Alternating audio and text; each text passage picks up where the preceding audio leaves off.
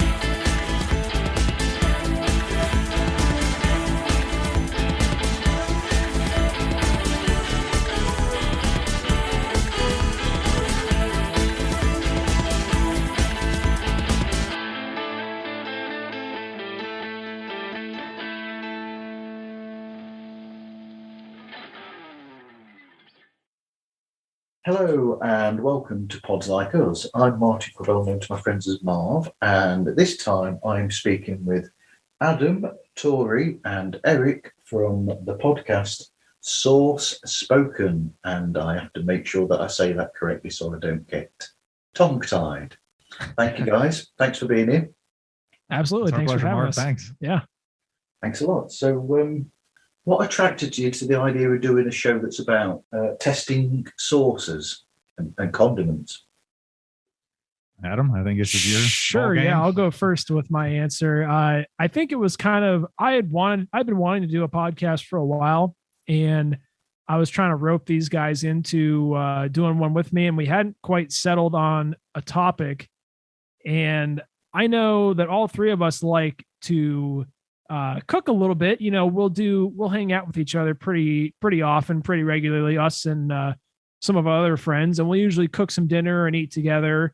So I think we all have a love of food and sauces to go along with them. And I think the other main key thing that really sold it for me was I came across a sauce in the grocery store one time that we've had on our podcast.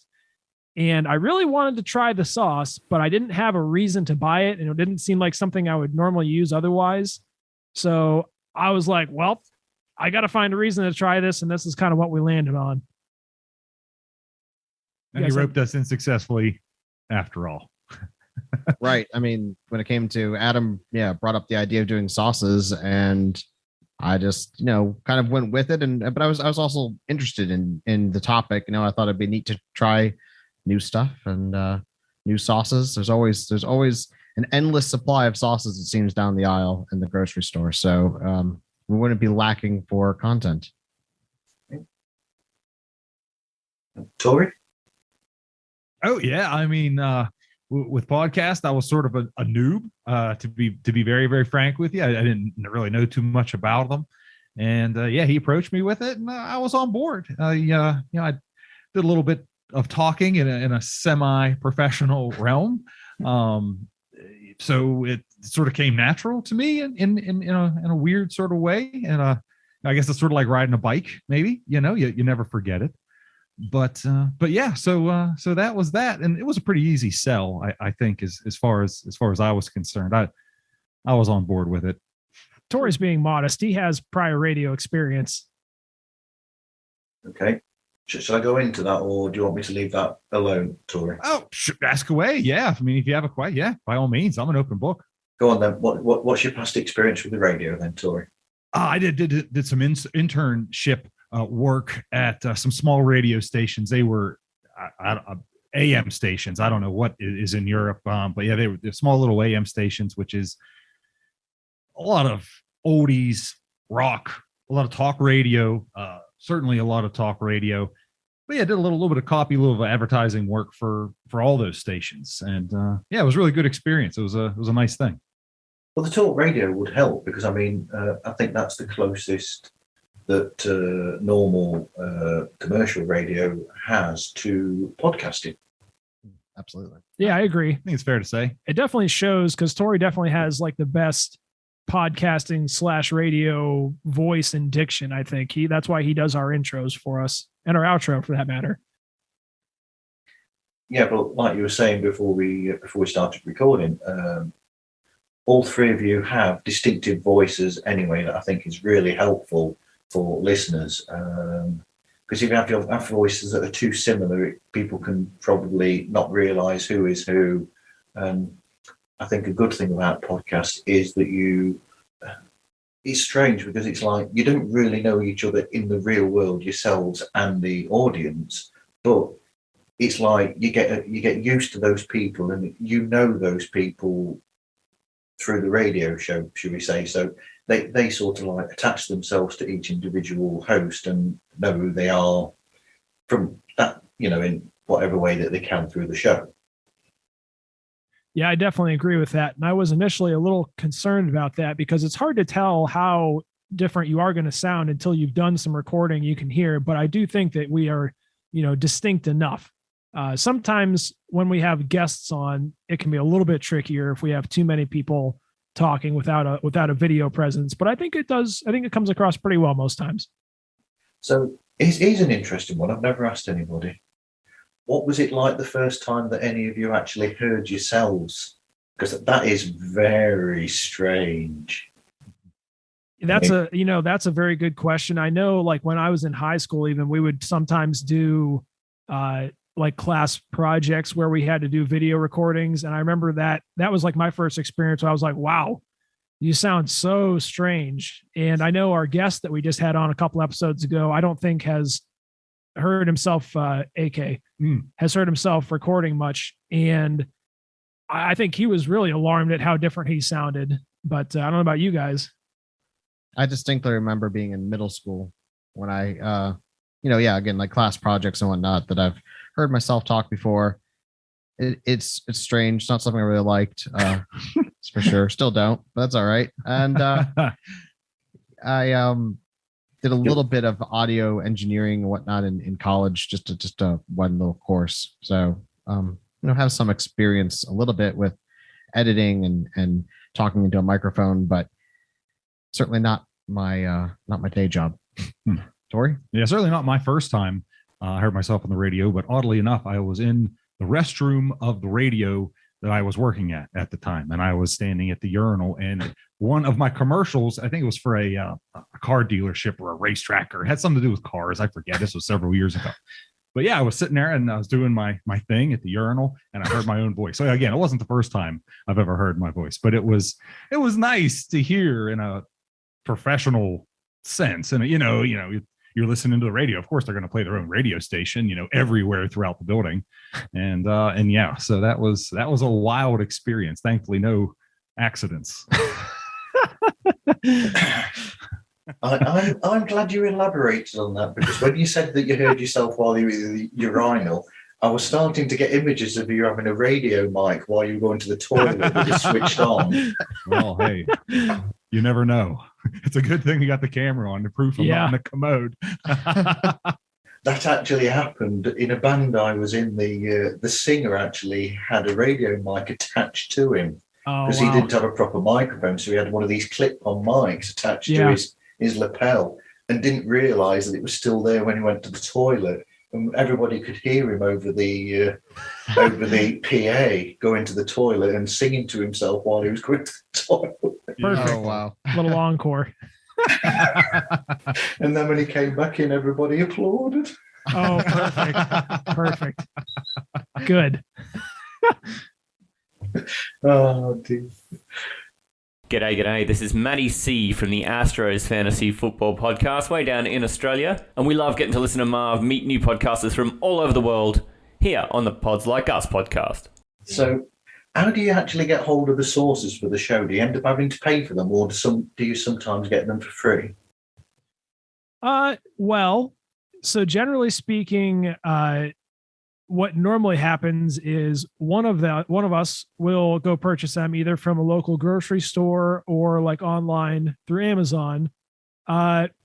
We don't really want to have, we've joked about this before, we don't really want to have a sponsorship type thing because we want to have total autonomy over what we are able to say Yeah. So we don't want to, if someone did want to sponsor us, that was like a sauce company, that would have to have some pretty strict terms on it. So we don't generally get anything for free. Really, the only thing we have gotten for free is when other people give us stuff to taste. So, for example, I've been gifted some sauces by my dad. I know we had another guest that actually from the United Kingdom sent us some sauces that we tasted. Yeah.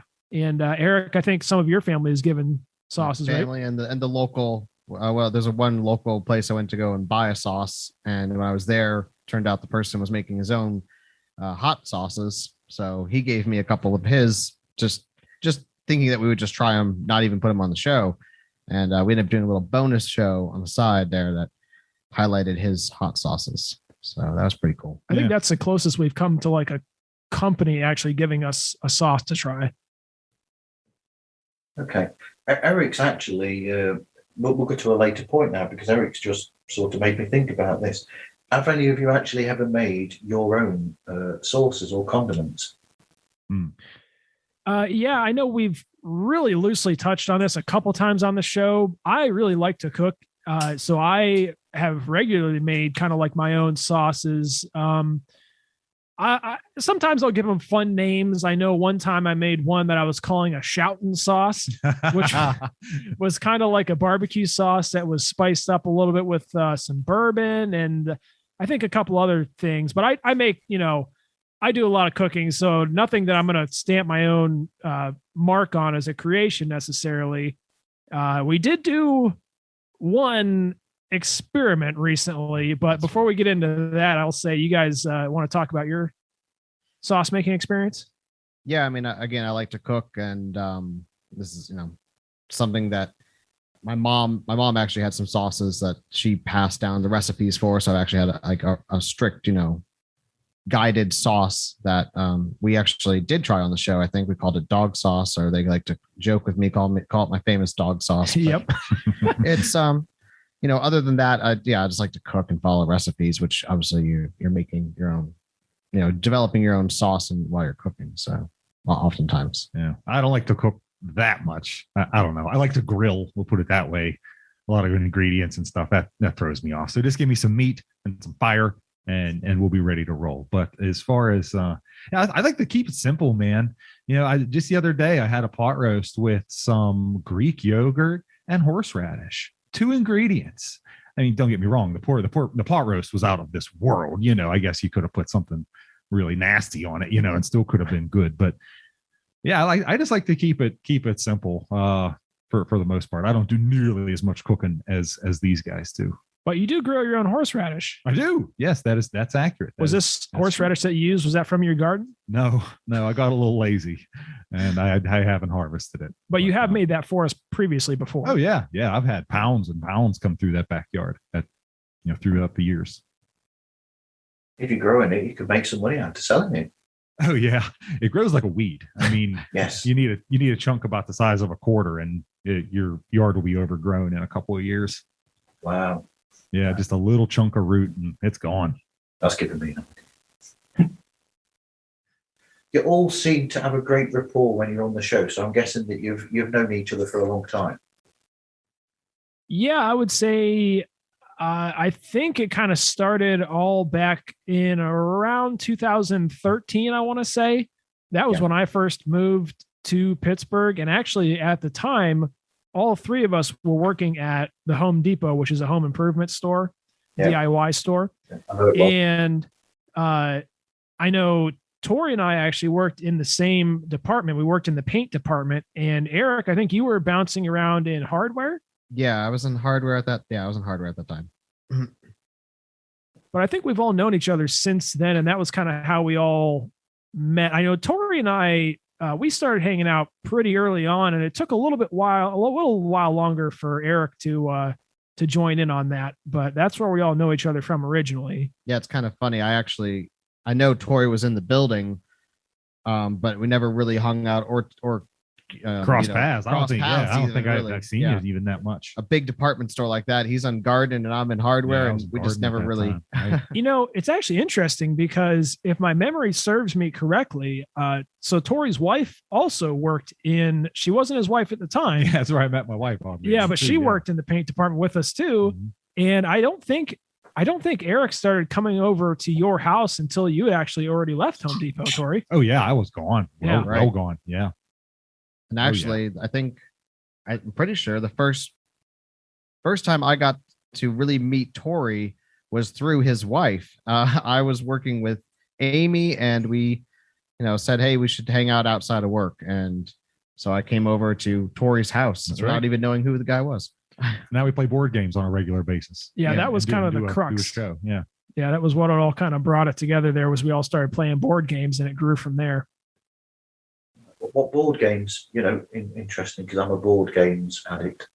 Oh, Too many to list. Name it. Here he is, right here. This is your man, right in the middle, Eric. Well, we started with Settlers of Catan that first evening, and we've just been playing, all kinds of board games ever since. We like our card games a lot. Let's see here. We've done, of course, Ticket to Ride.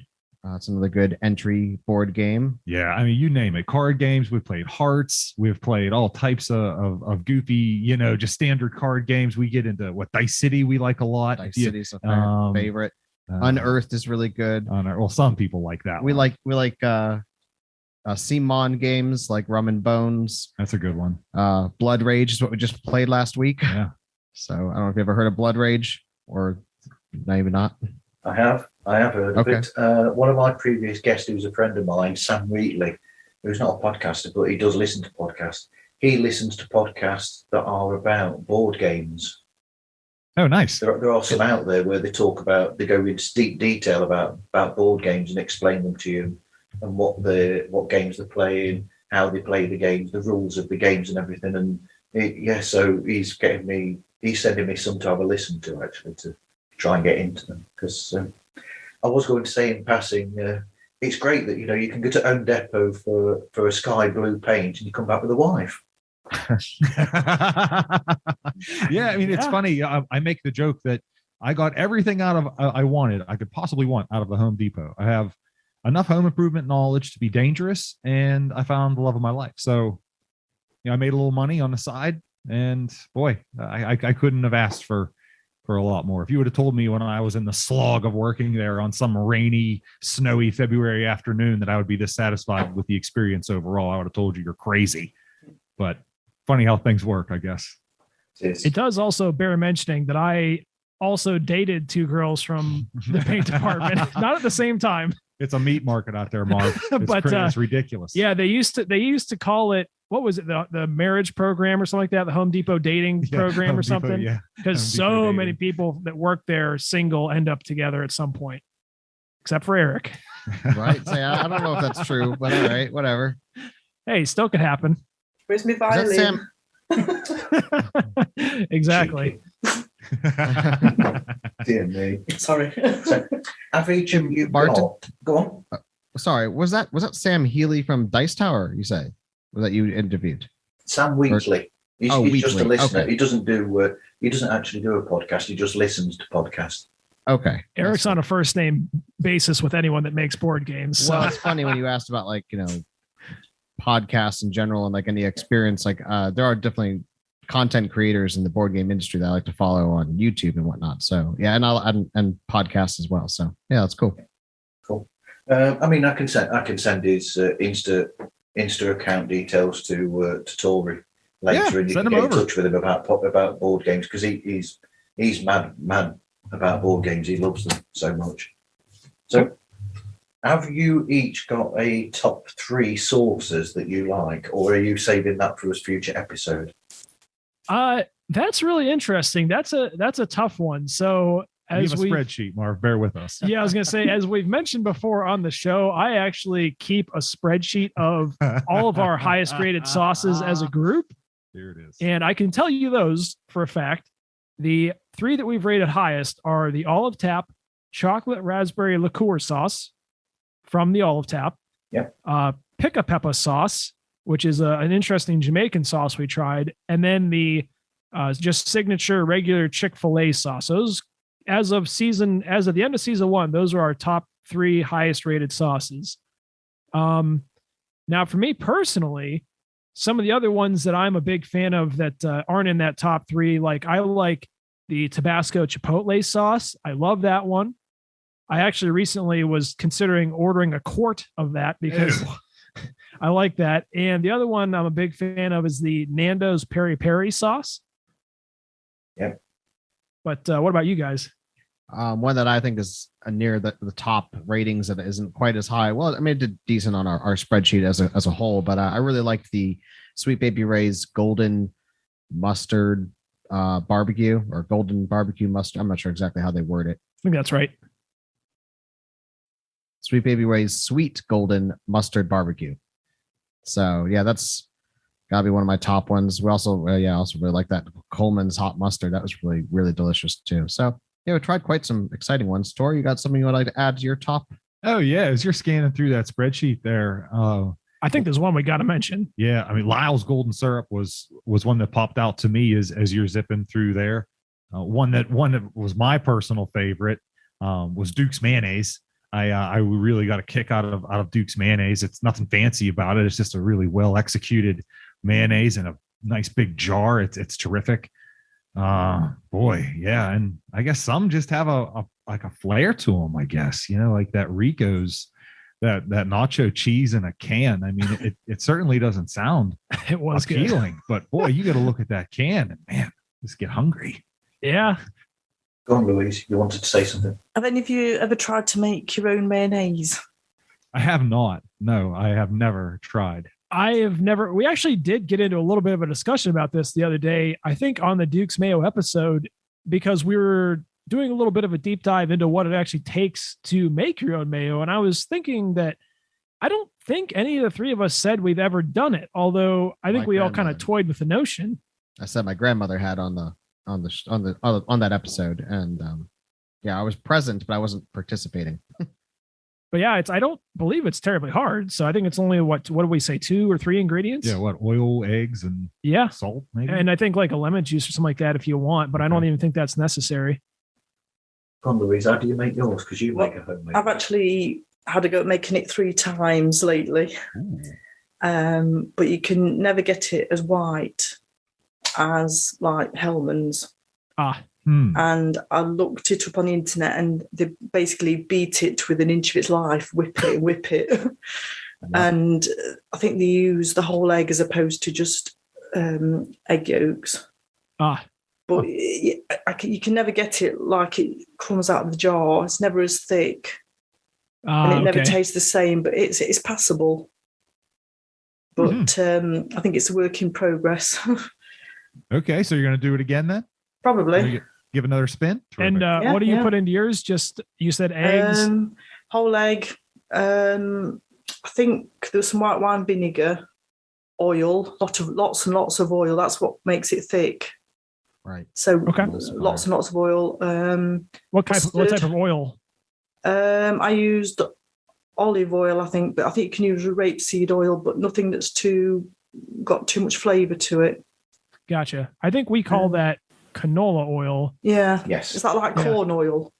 Yeah, No. kind of. Yeah. Okay. Yeah. Super duper healthy oil. Yeah. The good Right. stuff. Yeah. Right. Okay. Hey, this is Brian with Concerts That Made Us podcast, and you're listening to Pods Like Us, a great show about other great shows. So, would you say then that you are, I'm not going to use the phrase I've put on the notes, would you say then that you are sauce experts, or are you working to that sort of level? That's interesting. I think that we like to take kind of the approach as average Joes, and I think that's kind of how we started off. We try to avoid doing a lot of research before the shows, because I like any knowledge that we have prior to recording to be kind of like organic knowledge. Sometimes we do a little quick research, but we usually try to present that as something that we just learned. And I would say that while we definitely started off as like I said, cooking interest, but not super well versed in sauces specifically. But I think as time has gone on, that we've gotten much more, we've gotten much better at like clarifying the tastes that we're getting, how to go about tasting something with the smells and all that, and picking out notes from them. So I definitely think that while we're still not experts, we've gotten much better. Yeah. Just to add on that, expert is that's a tough term. Boy, I don't consider myself an expert in anything. But I think the way a sauce is constructed too, I think if you were to take us from when we first started to us now and have any one of us name the ingredients, I think right now, even the chemical, even the weird stuff, the xanthan gum, the bang bangs, the, whatever oil or whatever, just by looking at it, I think we're better constructors or anthropologists maybe of sauce, if you want to look at it in that way, than we were before. Yeah, because that surprised me on that latest episode where you were doing the Papa John's garlic, was it special garlic and spicy garlic? And one of you actually guessed that ingredient that you just mentioned, and I was like, how the hell did you know that was in there? And I remember one of you actually responded and were like, wow, you were actually surprised that they called it out.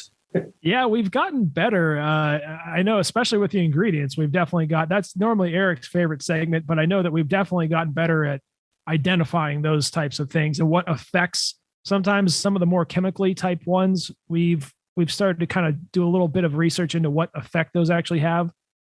Yeah, like my friends are saying here, we've certainly learned as we've gone along, but I don't think any of us would consider ourselves experts. And I don't know if I ever want to be considered really an expert on sauces. I like the fact that we come in this at a very like average and very regional too. I've hinted before that, we're from a part of the United States that really isn't into super hot and super spicy foods necessarily. So when we're saying, oh my God, the sauce is so hot, all I can think is, someone from India or someone from even down south is going to be like, that sauce isn't hot, but it just proves that that's, our region, where we're from and our take on it really. So I think if I had to summarize this, what I've heard before is that to be an expert at something, you have to have done it for 10,000 hours. And I will tell you that our podcasts are about an hour long. And so far we've done a little under 50 of them. So if you want to check up with us in another 9,950 episodes, I'm sure our answer will have changed.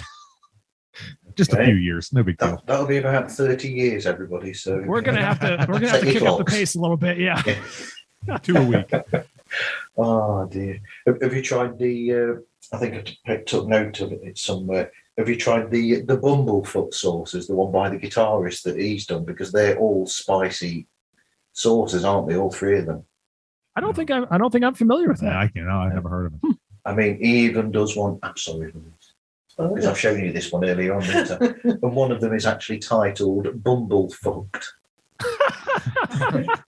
Perfect. Well, we'll definitely have to get that one on the show. That one. He because he was a guest on a show I listened to, the guitarist Bumblefoot, and it's his own sauces, and the host of it just had like a little tiny amount on the like the edge of a teaspoon, and that guy, he just was like there going, like this is. I'm sorry, we're going to have to pause while I go and sort this out. He said, that'll be nice. Now it's that spicy. Oh boy. We've definitely had some moments like that. Tory's generally not a big fan of heat, but he's surprised us before, at least one time. Some sleepers. Yeah, the hallow. I forget what pepper it was. The ghost pepper. Yeah, that's right. Yeah, it was one of the hotter peppers in the echelon. And it passed my test. I don't know how or why, but Eric got those for us. It was Yellowbird, right? Yellowbird. What was the country music stars sauce we just tried recently? John Rich. That's right. Oh, I was thinking the Belize barbacoa. No, that's Maya Mike. No, right. Yeah, I'm not sure he does any music. So would you say there are any rules then for what you would use as an accompaniment for food? You know how some people will say, well, you'll have this with that and you'll serve that with that. It's almost like you have a white wine with a fish and you have. So would you say there's rules for that, or do you just eat whatever you want to eat with it and see how it works? That's an interesting question. I know Eric is our resident chef, so I definitely want him to get some input on that. We started with chicken nuggets pretty exclusively. Right. And we wanted to create like a baseline. Like we didn't want to try to deviate too far, I think, initially. But as we went on, there are certain sauces that came up, like chocolate raspberry liqueur sauce, that just wouldn't be right on chicken nuggets. So we started to branch out and come up with a little bit of pairing, but we still try to aim for something that's roughly in the wheelhouse of being a bland base. Like a breaded chicken nugget is pretty much an even keel, very like not a lot of flavors introduced to it already. We don't buy like something that's already pre-seasoned, obviously. I think I can't remember what we actually used for the chocolate sauce. Maybe ice cream crackers. Oh, we did do some. No, we tried on ice cream later. We tried it on something else first, though. Marshmallows. That might have been it. That could be it.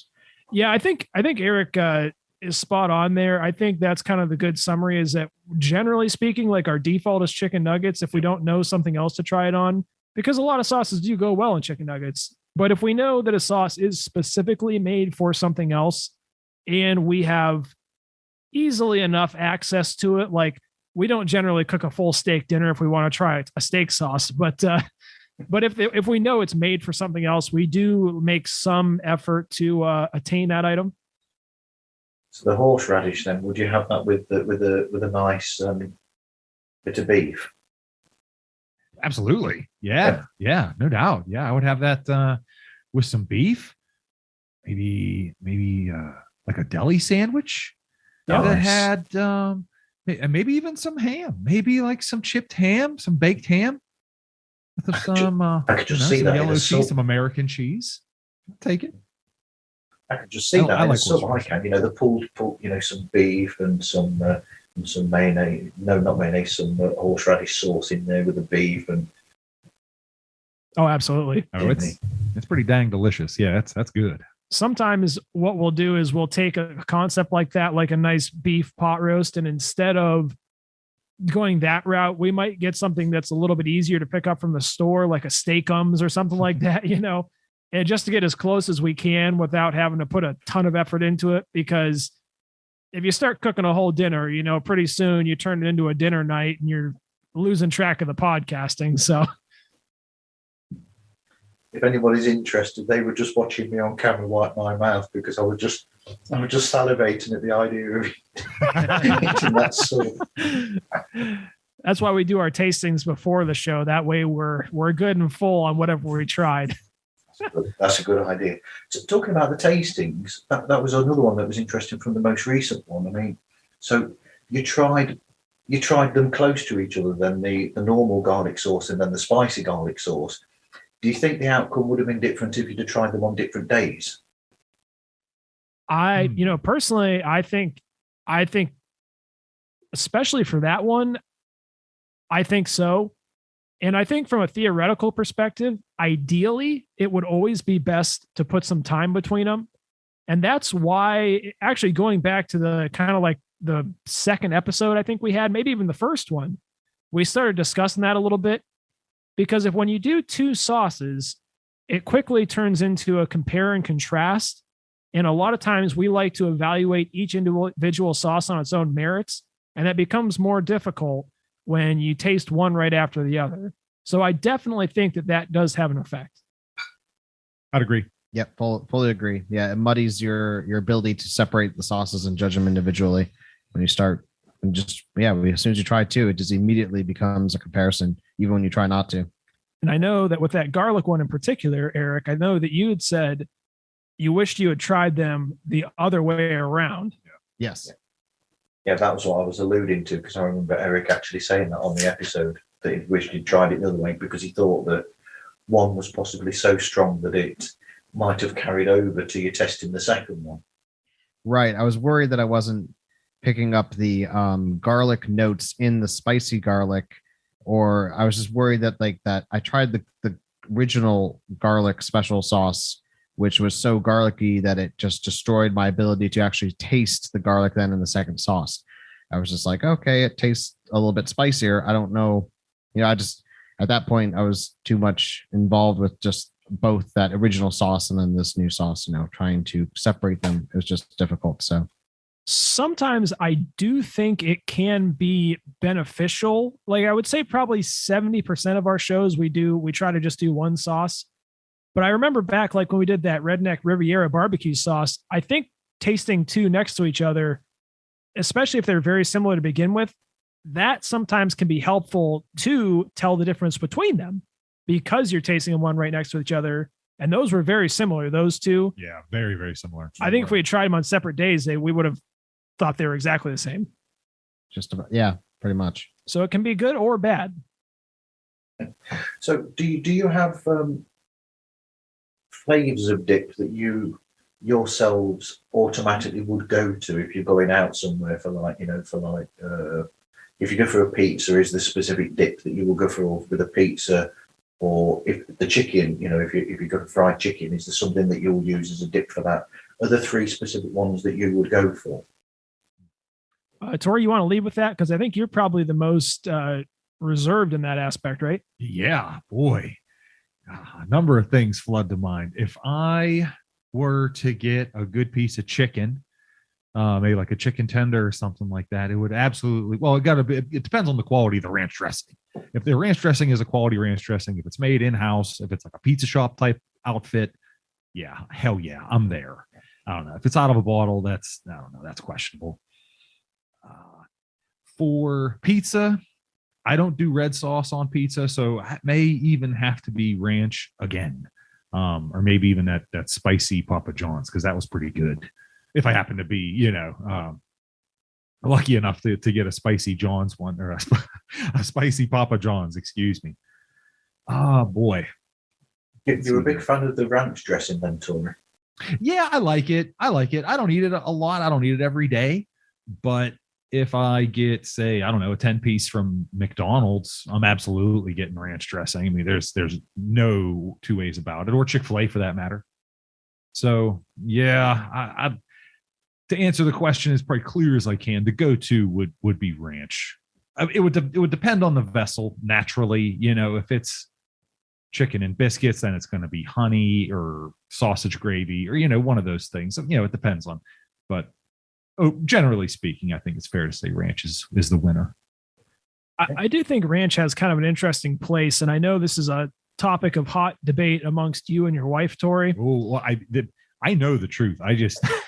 Yeah, I mean, I'm just turning the screws on her just for the sake of doing it. A lot of places like to claim various sauces for their own. A lot of the southern states claim barbecue sauces and specific styles. A lot of the Midwest states, and I'll kind of tentatively include Pittsburgh in that because Pennsylvania is a long state. So I think geographically it's closer to the Midwest, even though it's technically a New England state. But I digress. My point is I'm getting a lot of Midwest states really like to claim ranch dressing as their own. And I think Pittsburgh is no outlier in that regard. Oh, yeah. And there's no reason for it outside of the fact that I think a large swath of people would be in the same boat as me, would say, oh, yeah, I'm grabbing ranch for the pizza and chicken. No question about it. And I think somehow that transformed into Pittsburgh or some other nameless Midwestern city is the home of ranch dressing. And that's categorically false, isn't it? I mean, oh yeah. Okay. That's what I thought. So, and then for me, I don't care for ranch really. And when I'm looking for sauces, honestly, I like to, when I go out for food, I like to just judge the food on its own. I'm not a huge adding sauces to my food, and generally, I like to just order something that's well seasoned and well sauced up already. So if I was looking to add something, I always go for something that has bold flavors. I always like the barbecue or a spicy punch on, some Thai food or Chinese food that's got some extra spice to it. I'm always going for. I like it bold. I like it in my face, and I don't know about why ranch just doesn't do it for me. Something about that creaminess or something. I don't know. Just not my sauce. Not for everybody. Yeah. And for me personally, I'm all about. I like variety, if there's something that's supposed to come with a certain sauce, like say you get prime rib and it's supposed to come with horseradish, that's what I want. And I'm a big fan of if I can have multiples, give me multiples. I want the au jus. I want the horseradish sauce. If it comes in a creamy, I want creamy. If it comes without a creamy, I want it without creamy too. I want all the sauces. So that's me. I like to try. I have a bunch at my house. Some are staples, but I like to switch them out pretty often, get a good variety in there. As far as a favorite, I don't know. There's some that are my go-tos. Ketchup obviously is a big one. I'm not as big on the ranch. And I would say things like Miracle Whip / Duke's Mayo, which has quickly taken over my life now. Those are just old standbys. And then the aforementioned Chipotle Tabasco sauce, I've always got a bottle of that laying around. Hello, everybody. This is Ryan. This is Avery. And we are from the Frame by Frame King Crimson podcast. And you are listening to Pods Like Us. That's good. So we've already looked at the history of the show and description. I would say that you are a show that it's just you're taking different sauces and condiments each week or each episode, and you taste test them and decide whether they what the. I think it's great because you talk about the texture, the taste, and the look of the sauce, and I think that's a good description of the show. Would you say? Yeah, I think that's perfect. I think we have a pretty kind of like, we have an outline when we start, of all the different segments that we want to cover that was kind of developed over time. But I think that's a good description. We get a sauce, we taste it, we go through, we'll do our kind of like initial tasting notes. We'll check the ingredients. We'll usually go on, if they have a website presence, we try to go on there and check that out. If it has a history, if the sauce is an old sauce that has some interesting stuff on Wikipedia, we'll try to bring that up. And then finally, we get around to a rating somewhere between 0 and a 10. And other than that, pretty much everything's up for grabs. We have rotating segments that we swing in and out. And they come and go, as the mood pleases. But that's, I think, kind of like the core fundamentals of our show. What do you guys think? No, I think you nailed it. I think, the beginning of the show is just always like a little bit of an intro, who we are and what's going on with our lives. Just a little, I don't know what to call it, a puff piece, I guess. Round table industry or what? What do it's you call a round table for the catch up with the hosts. Catch up with the hosts. So, that's always, kind of fun in the beginning. They like to give me a hard time and catch up with your dating life. Yeah, that's right. Tori has some segments that are all his own. Do you want to go into those? The intro and outro, you mean? And the closing thoughts, which you always bring home for us. Oh yeah. I really get a kick out of my closing thoughts. Of course, they're always towards the end of the podcast, but I really get a kick out of doing it. And I really hope if someone can listen and one person can take an inkling or a little piece or a thought and make them smile or make them think twice, that would help me sleep better. The way I kind of think about it is we do our little round table to kind of like get the listeners into the spirit of what we're about, get everyone on the same energy as us. And then we go through the show, we do all our things for better or for worse. And then Tori is kind of like shutting the book for us. He's, we're taking a deep breath, we're calming back down, we're getting back to reality, kind of like the Zen thing. He gives us a nice little message, and then we leave you for the week. Oh, thank you. That's very nice of you to say. So has it changed since you've started, or did you have that sort of setup for the show already when you started? Well, and I want you guys' takes on this too, because for me personally, I think that one of the nice things about podcasting is there's not a huge barrier to entry. And to that end, me as someone who likes listening to podcasts, but someone who's never done anything in a professional regard, never worked on radio, I was pretty much winging it. And I know initially there was a lot of we had a couple things in advance, like on paper, that we wanted to try to aim for. But I definitely think it took a little while for us to hit our stride and really get in the groove to cover everything we wanted to cover in the right time span and, get everything worked out like that. I mean, I don't know. You make it sound like we had a really rough time. I think personally, maybe I just have poor memory. I think we. Yeah, that's true. Yeah, I'm sure it's true. So I feel like we settled into our groove pretty quickly, all things considered. Limiting our sauces, our number of sauces at once that we were trying, and setting up our structure. I think we nailed it pretty quickly with your help there, Adam. You really are the circus master. Yeah. Ringleader. The ringleader. There you go.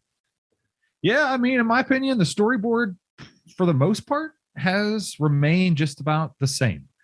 So I wouldn't use the word change per se. I think the word refined might be a better word to use.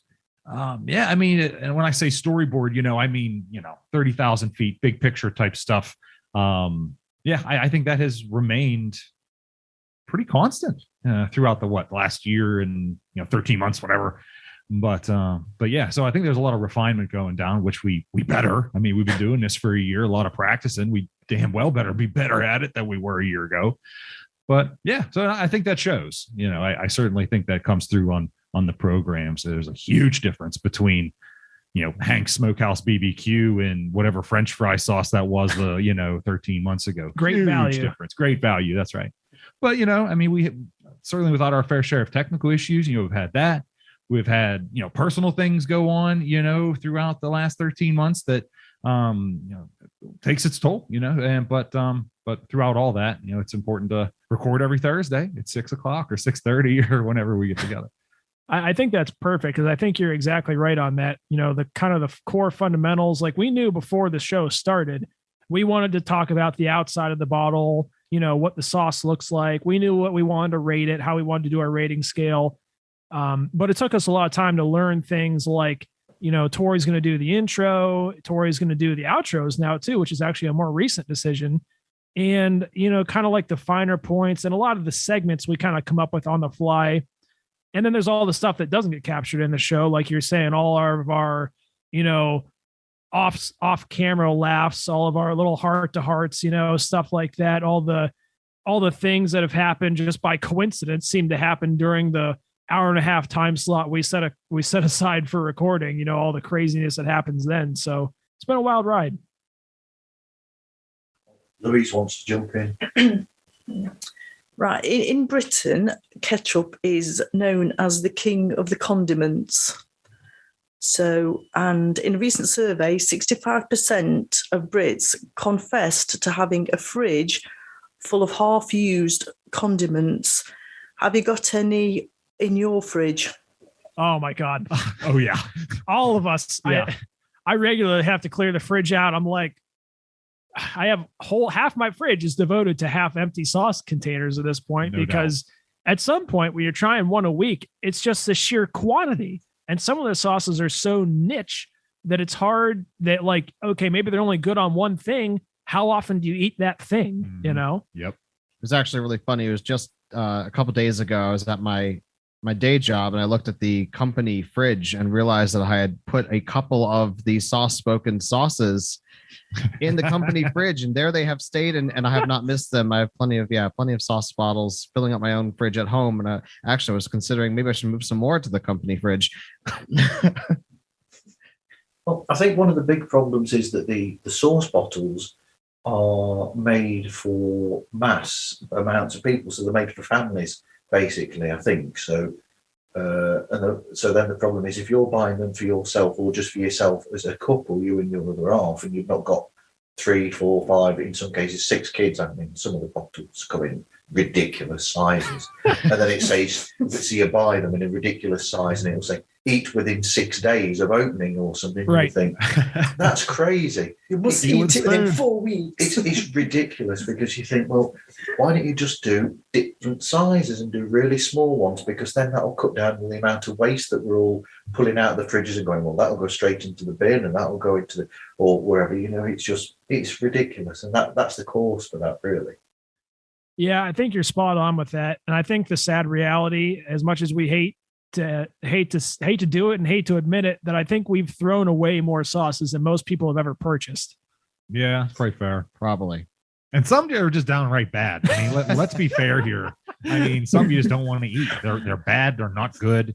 And yeah, I don't want this in my house. So I mean, I don't think it's a wasteful for the sake of being wasteful. This is gonna rot in my home if I don't get rid of it. It's usually the dirt cheap ones. Yeah. Not always. Oh, that's good point. It's funny because a lot of the times at the end of the show, we'll try to decide who's going to take the sauce home with them. And sometimes we downright fight over them. And sometimes we fight over trying to pawn them off on someone. Who So gets to take them and who has to take it. yeah. Yeah. You put me off now. I was going to ask something. I'll tell you what. I'll let Louise take over because she wants to do another question. Sure. This is just a fun thing. Can anybody name the hottest sauce in the world?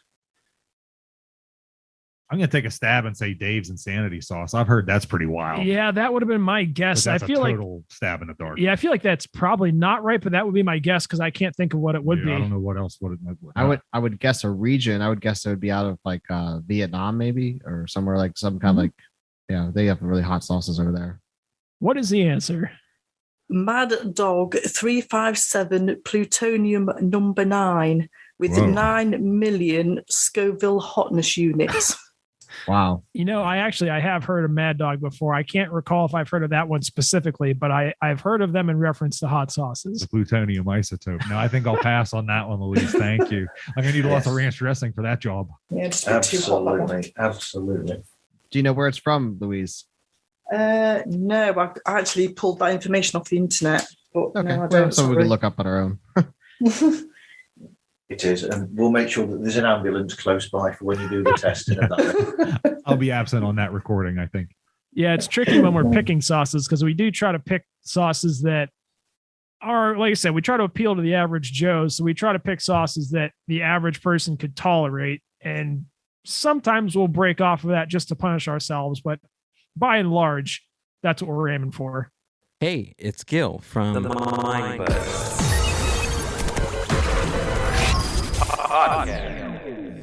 Today's mind culture and social podcast. And you're listening to Pods Like Us. And now I've remembered what I was going to say. I was going to suggest that one of these days, instead of throwing away all the empties, you could always, as a one-off, do, I don't know how easy this would be for you to do, but do one where you're actually in somewhere special and do a live recording with a group of people where all of them test them together.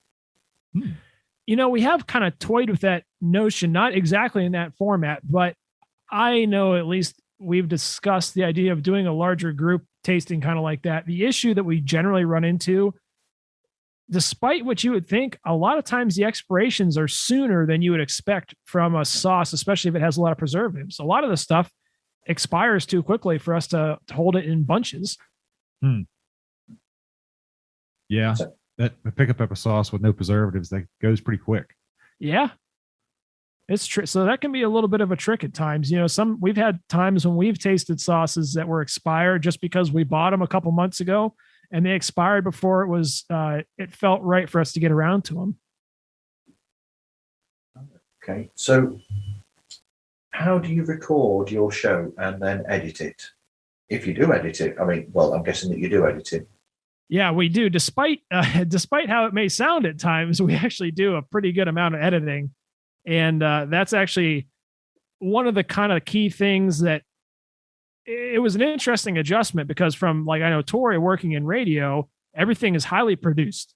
Whereas podcasts, you have as much leeway for content as you want. So, and that was a little bit of an adjustment that I know Tory had to make. And I think Eric to some extent is you don't have to edit as much. And to that extent, I try to leave, I do most of the editing. Tory's done some as well, but I know I try to leave as much of the content that we produce in the podcast as possible.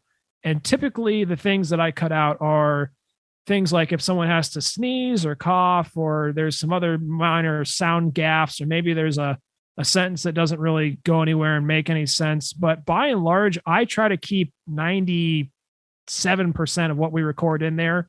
And my philosophy on that is we spent the time to sit down there and record it, and I don't want to have to throw that away. And that's kind of my philosophy on it. Yeah, that sort of leads into something I was thinking earlier on and didn't mention, which was that possibly I'm guessing that's probably got easier over time, where you've become more relaxed maybe, and you're more natural with each other, shall we say. I'm guessing where when you first do something like this, it's almost like you're trying to be natural, but you're aware of the fact that you're making a podcast, whereas eventually over time it becomes natural, and it's just like, podcast, whatever. Let's just have fun together. So over the time, you've got used to being more fun, and you've just let things be more relaxed, and that's why the show is. I mean, has it got more easy to edit because of that? I definitely think that when we first started, there was a lot of that awkwardness around there. The microphones, despite the fact that they're not that big, they are an immense barrier to your true personality sometimes. And we had a little bit of trouble getting through that. I know maybe not Tory as much, but I think Eric definitely had some issue with that. I think just a couple episodes ago, Adam, you were making fun of me for being all panicked and talking real fast because I was searching for words. It happens still to me. So I'm more comfortable, but certainly not an expert at podcast or speaking. Period. The flow has definitely gotten better. Like, we don't have to move segments around as much. Like we all know the order everything goes in now. That's pretty much by rote. And like I said, most of the edits we have to make are minor little, sounds and things like that. But we also do tend to have pre-recording. We'll have like some little editor's notes. And I think pretty much every week we have some discussion on how we can improve to make it easier for editing, things of that nature, because we do record on a single track. I know you'd asked a little bit of that from a technical perspective. So the microphones we use are they're Behringer XM 8500. So not pretty entry-level mic. And we also have a Behringer mixer here. And typically when we record into a program called Hindenburg, which I like that one specifically because it does an auto leveling feature that I find helps us sound better for whatever reason. But actually when I do the editing, typically I actually import that into Audacity, which is a free program. And I've had great success doing a lot of editing and noise removal and things like that just through that. I have to admit, when it comes to our format, I always think it's fun when we have a guest on and see how much they throw Adam through a loop or throw us through a loop when they mess up our normal flow. But that's just a side note. Yeah, that can be a trick from the editing perspective. Is sometimes if people aren't as familiar with our podcast, and we do try to keep the segments in roughly the same order. Sometimes I try to give the guests a little bit of an overview beforehand of the run of the show, but sometimes they jump the gun or they don't get the cue, so sometimes we have to make a little minor edits, but between the three of us, I think we've got that at least down pat. Yeah, agreed. Definitely. So when you've had guests, have they always been online, or have you actually had guests in person with you there in the studio where you are? Tory typically arranges a lot of our guests and has he's kind of like our social media manager. So I'll let him kind of take the lead on that. Yeah, we've done it all, Marv. We've had people online. A good friend of ours, another podcaster. I think he's on YouTube only. His name is Ollie. He has a spoken mess. We've had him on the show. That's the fella that sent us the sauces from the United Kingdom, the Daddy's Brown and Nando's. That's right. The HB sauce. That's right. Yes. Right. Yeah. So he's a good friend of the show. We've had him on remotely, and the vast majority of the other guests have been in person. I'm going to have to listen to the archive and see what you said about those British sauces.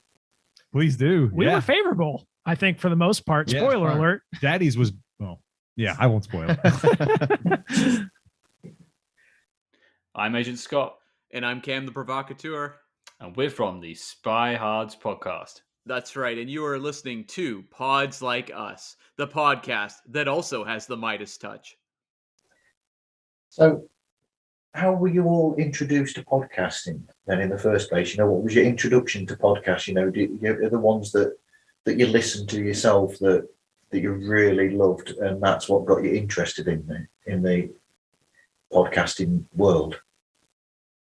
I'll start with Tori. You guys can work towards me because I'm going to have the longest answer to this. Yeah. I think, but yeah, my short answer for this is going to be the fellow to my right, Adam. Yeah, he was the biggest driver in podcast. I made mention I was sort of a noob coming into it. I spoke to this fella, this Ollie from a Spoken Mess, and he got me into podcasting. That's of course with Adam as well, but I listened to his probably more so than any, probably even more than our own.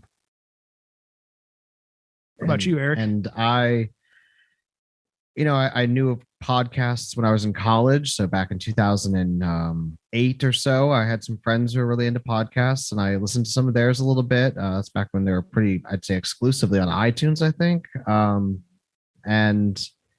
But it never really took hold, I guess. I never really followed anyone in particular. I'd hear a podcast here or there and in accompaniment of others. When Adam mentioned the idea of doing a podcast, I started to see what was out there again. I stumbled across Anthropocene. I think I'm saying that right. Anthropocene, yeah. Which is a neat podcast. Very scripted though. It's an author, John Green, who writes up these great little like essays, and then he reads them, but they're really good. And I don't know, listen to a couple like Small Town Small Town Murder, Adam? Yeah, Small Town Murder. Your thunder there. That's one of yours that you suggested. And my sister listens to That's Why We Drink, which I started listening to. So, a few. Yeah, I would say for me, I mean, I definitely have the most extensive background with podcasts, at least from a listening perspective of all the three of us. And that, like I said, I'm the one that kind of got them more into them, I would say. For me personally, I think the first one I ever really listened to fully was The Dollop, which is a kind of a comedical American history podcast. And I used to listen to that on like long drives, and it was difficult at that time because that was before there was a lot of major streaming platforms. So you had to go to like their website and listen to their back catalog through that. And it was a little tricky trying to play it through the phone, but that was kind of how I started out. And then eventually I got a job where it was very easy for me to listen to podcasts at work all day. So at that point, I just started binging pretty much anything of interest that I could get my hands on. I know I listened to a lot of podcasts that I like could learn from, or that I thought were funny or that interested me, and sometimes all the above. Some of the kind of, I mean, I could go on for a day about that, but I know some popular ones like Reply All is a big one. I've listened to their whole back catalog. Doughboys, who I think that, if you wanted to make kind of a comparison, we have, at least I'm not saying we're nearly as professional as they are, but I would say that we're kind of like stylistically a lot alike with them. Small Town Murder that Eric had mentioned. I listen to like some NPR podcasts, Freakonomics. Darknet Diaries is one that I was binging on last year, which is kind of like an internet and software technology type podcast. And another one that I am a big fan of is Astonishing Legends, which is kind of like a supernatural type podcast. But like I said, I could go on for 20 of those. I listen to a ton, pretty much good portion of my day at work. Okay, so I think the logo that you've got for your show is really good. So did somebody actually do that logo for you, or was that something that one of you came up with? So that was a little bit of a collaboration as well, because I know we talked a lot about that initially and how we wanted to handle that. And I think I'm trying to remember, I know it was a collaboration between all three of us, and I kind of came up with like a rough outline of something. And then we actually got a person on Fiverr to do kind of like a final design for us. And, couple little back and forth tweaks between all of us, and we eventually got that looking the way we wanted it. And he came up with kind of like our default logo that we use most of the time. However, since then, Eric, one of his responsibilities for the podcast is he's kind of like our logo modifier / designer. So he comes up with all the custom variations. And I don't know if you want to talk about that, Eric. It's just Photoshop, and luckily we had a really good designer who started off on a great platform, a great base, and I just go from there. He was kind enough to provide us with the Photoshop files after designing the initial logo for us, and I just hop in there and what are some of the variations you do? Switch out. Well, I've done a 4th of July, and I've done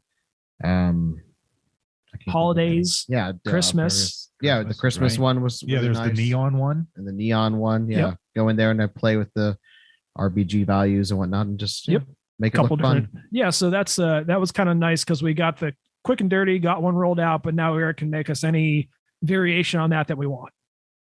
Stay tuned for the Halloween special. Initially, kind of the idea there was that Halloween coming up soon. Initially, the idea was, we wanted something. I wanted text that was big enough to read, because that's always a pet peeve of mine when you see the little thumbnail and you can't read the name. And on top of that, I thought the red and the yellow specifically were like those hungry colors that people think of, So that was kind of some of the thought process behind that. Yeah, and the fact that it's dripping as well, that adds to it as well. That's a great effect. So you must use then a podcasting service that lets you change your logo for each episode separately if you want to. Because mine that I use, I can't do that. I just have one logo and it's got to stay there for the entirety of existence. Yeah, so through our hosting provider, which is Libsyn, which is one of the bigger hosting providers, they will allow you to kind of just do like a default one, but they'll also allow you to go in and do like episode specific ones. So they handle like the RSS feed and all that, but they allow a pretty high degree of customization through their hosting service. So that's one of the benefits that we have, is that we could hypothetically, and if Eric was willing, we could change our artwork every episode. But it's really nice to do thematic ones for like the holidays and special occasions and stuff. Yeah, so how did you you've got music for your show, haven't you? I'm sure if I remember correctly. Yep. And that, so the music and any potential sound effects, if ever you use them, how do you get hold of those? And how do you edit those in? Sure. So I initially purchased, it's actually 3 tracks that we own royalty free. And I purchased those through, I think that might've been on Fiverr as well, if I'm not mistaken. I'm not 100% sure about that. I can't remember exactly, but I know that it was a 3-track package of kind of the style of music that we liked for, something kind of lo-fi is what we were kind of interested in.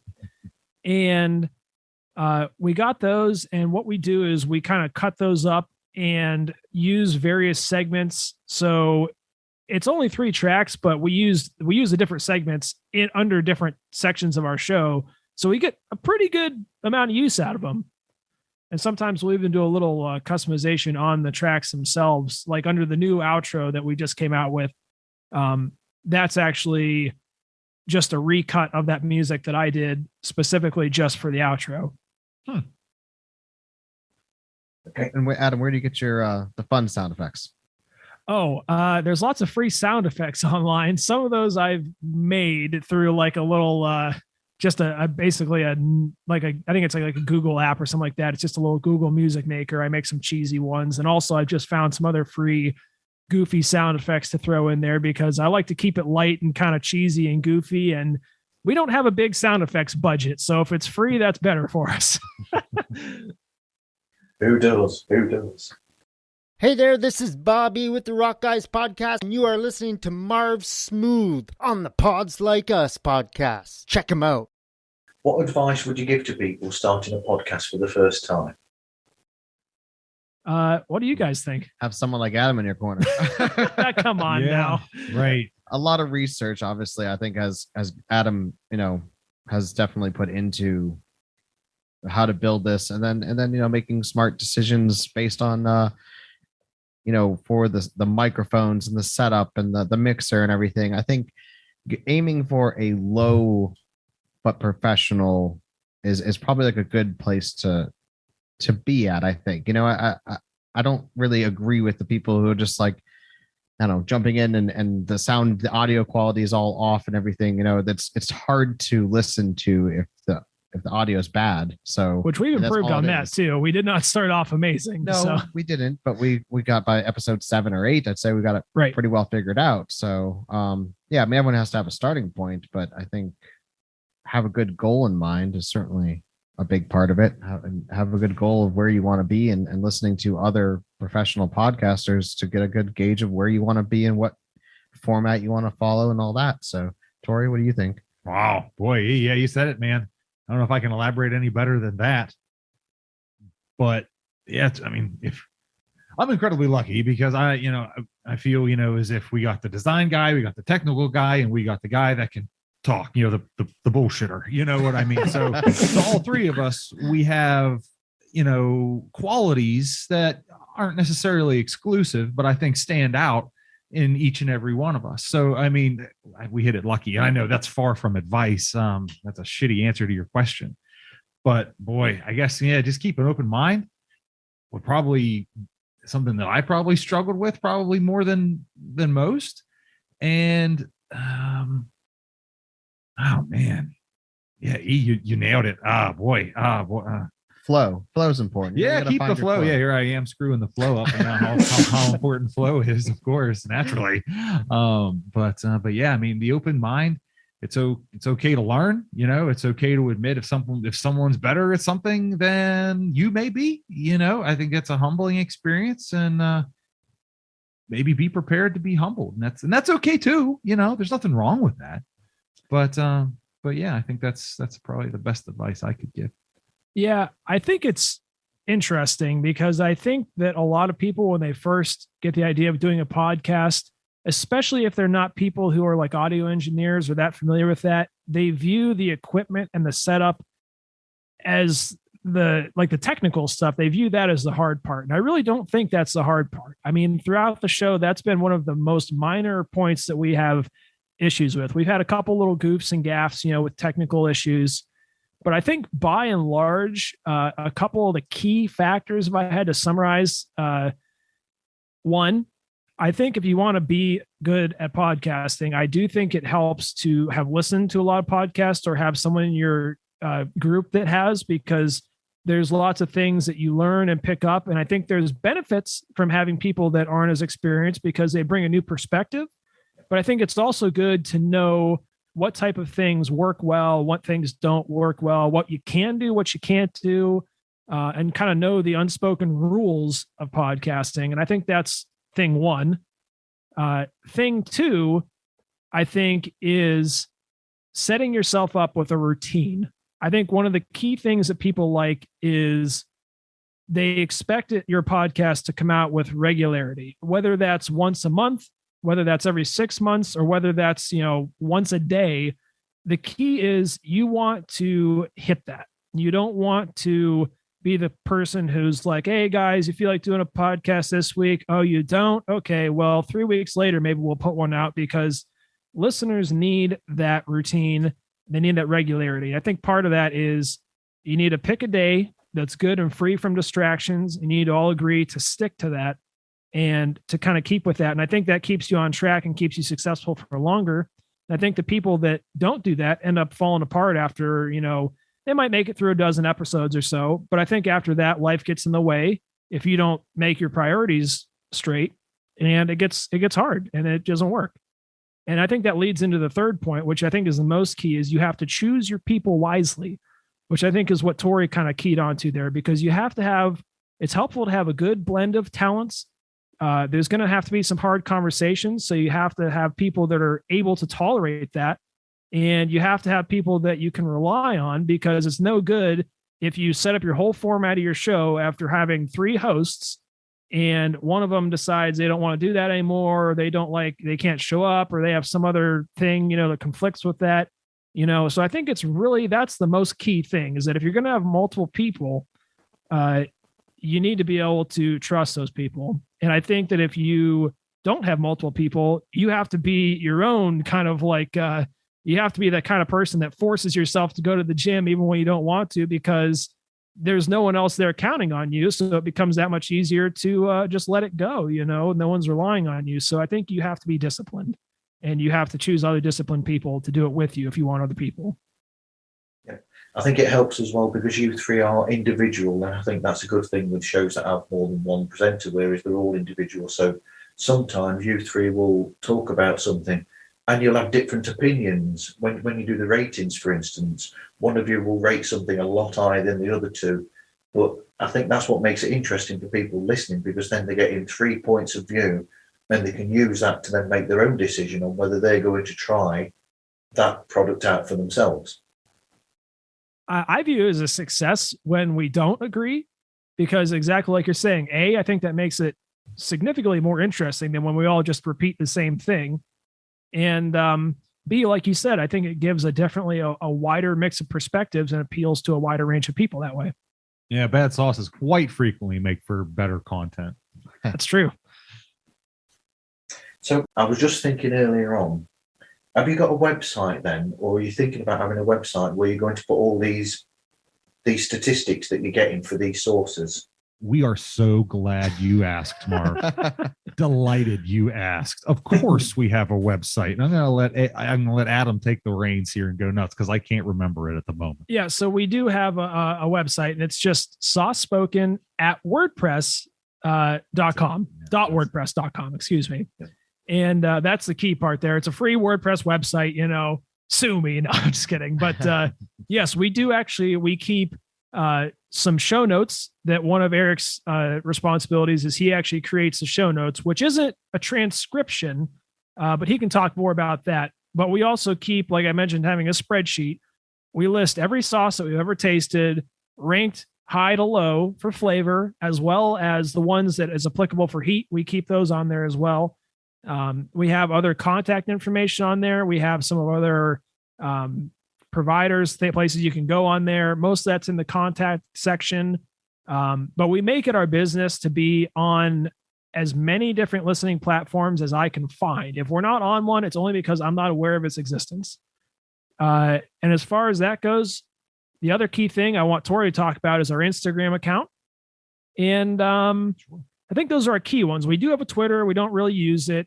We have an email address, which is saucespoken@gmail.com. But before I get any deeper into that, Eric, do you want to lead us off and tell us what can people expect from the show notes on the website? Yeah, I wonder if people think our show notes are kind of goofy, because they kind of are. But I just try to pull up, when we make a reference to a movie or a song or a particular meme or something, I just try and go out there and I grab that image and I try and put it in fairly structured chronological order as we go through the episode. So, or if there's pictures we need a reference to because you can't see anything. Right. We reference pictures. Yeah. So exactly. It gives a little bit of supplemental kind of data to the show, actually, which is kind of neat. Put your recipes on there. Right. Recipes are listed on there. Or when we take a hard stance on something, I fact check myself. Or ourselves, usually me. Go ahead. My eyes just lit up when you said you've got recipes on your website. Oh, don't get too excited. We don't have recipes. We have recipes because generally speaking, we have a little fun segment of the show that I like to spring on Eric once in a while, which I make him create usually a sauce. Spur of the moment. Spur of the moment, no preparation. And I give him some very interesting parameters. So whatever combination he comes up with, I like to post onto the website in case any listeners want to attempt to replicate whatever he has produced. I'll definitely be checking that out. Yeah, not that we would recommend it. Not on every episode, but when they come up, they're unique. Right, just to tear back the curtain a little bit for the listeners, we are going to actually all record a special bonus episode for you all that's coming after this a few days later. Cool. So do you want to tell everybody about your Instagram and whereabouts they can find you? Of course, we're on Instagram. It sounds like everyone has an Instagram, so go on there and see us. All those links that Adam mentioned, they are in our link tree.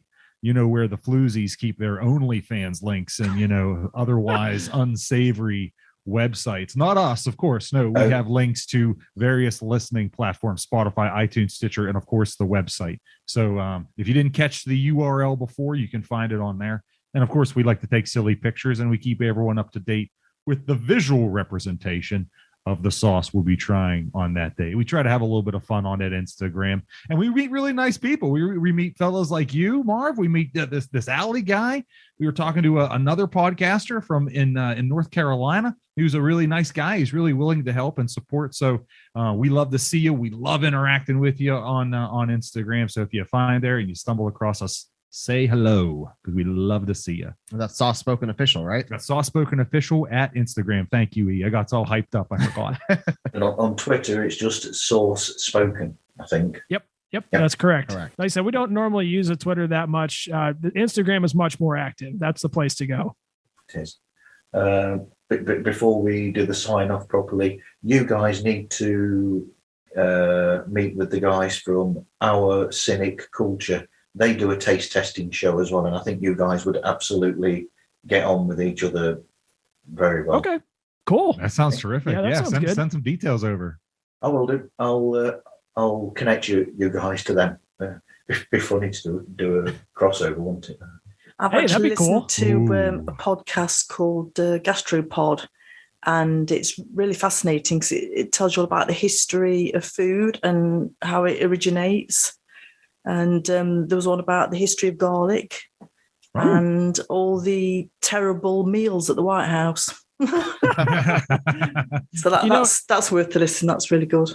It's interesting. One quick addendum, because you had talked about what it takes to make a podcast. And I think that's one of the things is picking a niche subject. Mm-hmm. And I couldn't find anyone else that was doing, sauce reviews. I think that was one of the key things. I tried, I wanted to make sure that we weren't going into something that was too, saturated, but couldn't find it. So, but those are good suggestions. Yeah. I think Our Cynic Culture, I think they do mainly alcohol and occasionally go into other areas, but mostly it's like whiskeys and usually very expensive alcohol. I wouldn't say that, like $150 to $250 a bottle and that sort of thing. Yes. Too expensive for my taste. Yeah, right. We're rich. Well, sounds good. One of them is a professor, so okay, very good. Excellent. I actually haven't eaten meat for 30 years, and I make a veggie meatloaf. And normally you put tomato ketchup in it. And I thought I'm a big experimenter with food, so I love cooking and baking. I'm really big on experimenting. So I decided to put some sort of smoky barbecue sauce instead, and it was a winner. Oh yeah, I could see that being really definitely. good. And we had one with bourbon. Yeah, you've put some of my Jack Daniels in there before now. Yeah, Very nice. It's like is it bourbon or bourbon? Bourbon sauce, whiskey sort of sauce in it as well, and it really worked. That sounds good. Yeah. Excellent. That's great. There's actually a Jack Daniels sauce here in the States. I don't know if you have it over there in the UK, but yeah, no, we did not. No. Yeah. Yep. But it sounds like you made it yourself. So, excellent. Sounds like something for the future. Send us one and we'll do a crossover where we do the taste test with you for that one. I think that sounds like a great idea. Yeah, we could do that. That'd be fun. Yeah. That's a great idea. So anyway, thank you. And thank you everybody for listening, and hope you listen again to another episode of Pods Like Us.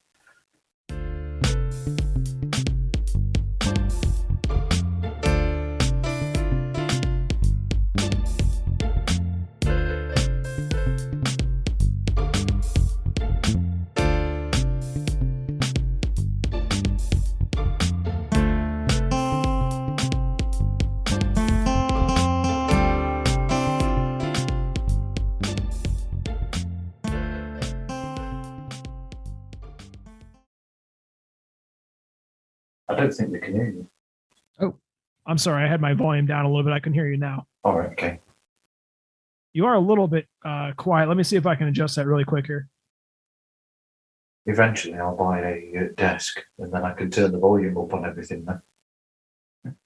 Can you guys hear okay? Yeah. I think we're okay. I think we can hear you all right.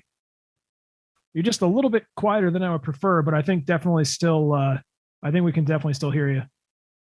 I don't know how to turn the volume up because I haven't got a control for the volume on this microphone, and on Zoom I've got it at top volume.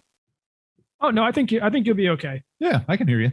We can hear you. We can definitely hear you enough to hear you. So that's good to know. That's good. I was trying to get all the logistics arranged here because, normally we just do a pretty basic recording here through my laptop, but now I've got you on. You're playing through. We're looking at a TV. I have you hooked up to a webcam, but we're still going through our microphones. So I'm hoping that all works well. Okay. It's good.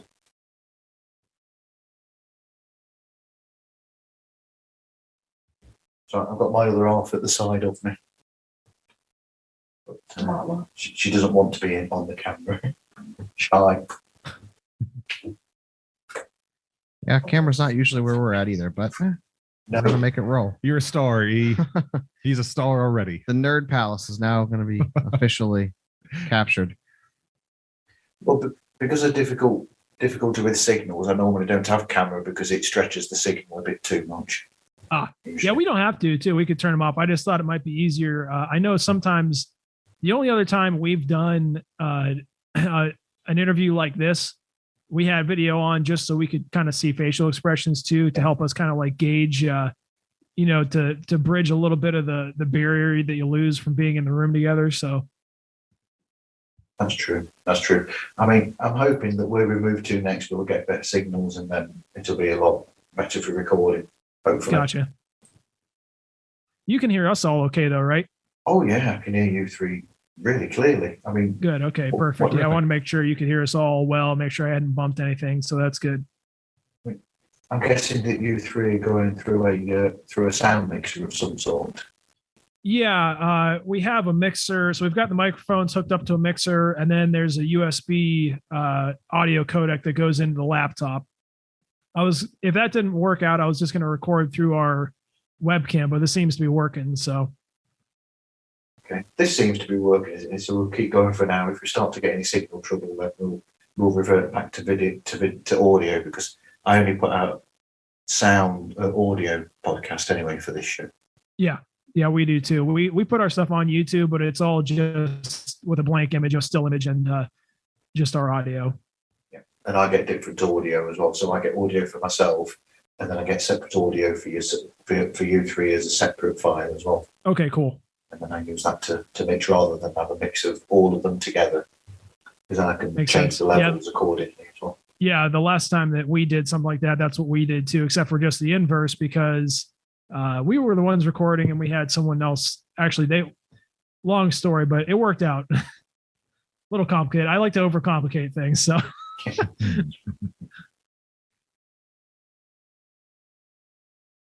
Actually, I won't bother with the first surnames. I'll just go Adam, Tory, and Eric, because I know that from listening to the show. Yeah, that's what we don't typically do last names, just because I thought it was already confusing enough to have, like, in an audio format, to have three guys talking that all, have distinct enough voices. But I thought that'd be tricky if we're throwing a lot of names around. So. Yeah, if you're looking at New Jersey, I think it's fair to say New Jersey looks like a kidney bean. Or like sort of bean shaped, So if on the interior of the bean, that you got Pennsylvania, you got a horn of Pennsylvania, and go on the clear on the other side is a big rectangle, and then you'll find us in Pittsburgh. If that's helpful at all, probably not. I can see why you started the show now, just with that description of New Jersey. It's vivid, isn't it? I mean, kidney beans. So what would you dip New Jersey into then if you were eating? Well, I'm not a real big fan of beans personally. Oh, that's right. You don't like beans. Yeah, I don't care for beans. I like beans. In chili. I was gonna say chili would probably be a go-to for me. Some kidney beans. Yeah, I'm not a bean man. Yeah, not my thing from a GI standpoint. Eric likes them too. He's being shy. Yeah, I do enjoy them too. I said that. I said I like tacos. Yeah, I was going to say, actually, they're good if they're mixed with other things in a decent taco. Agreed. Absolutely. Okay. Well done, you. Louise came up with those surprise pages. Well done, Louise. You're too distant away from the microphone, but thank you, she says. There we go. There we go. If we pop that there, we can actually have the microphone between us. Okay. If you want. What cute. Yes. Yeah. My wife's middle name is Louise. That's cool. Yeah, it's a cool name. It is. Yeah. Cool name. What was about? Just a shame that everybody quotes Footloose when they think of the name Louise. Oh, really? She got the name from Little Women, Louisa May Alcott. It's French. Yeah. Didn't know One that. of your, Fast one of your fact for you. favourite films, isn't it? That? Among many.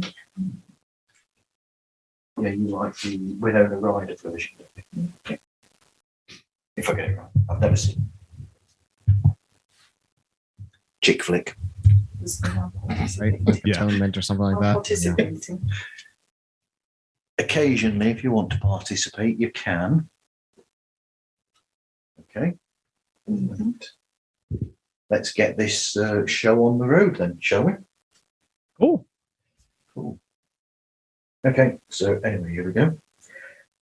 How was that for the main show? That was very that was fun. great. That was yeah. great. That was Yeah. fun. Yeah. Thanks so much for having us on. That was really cool. Thanks for staying up so late on your end. Yeah, that's true.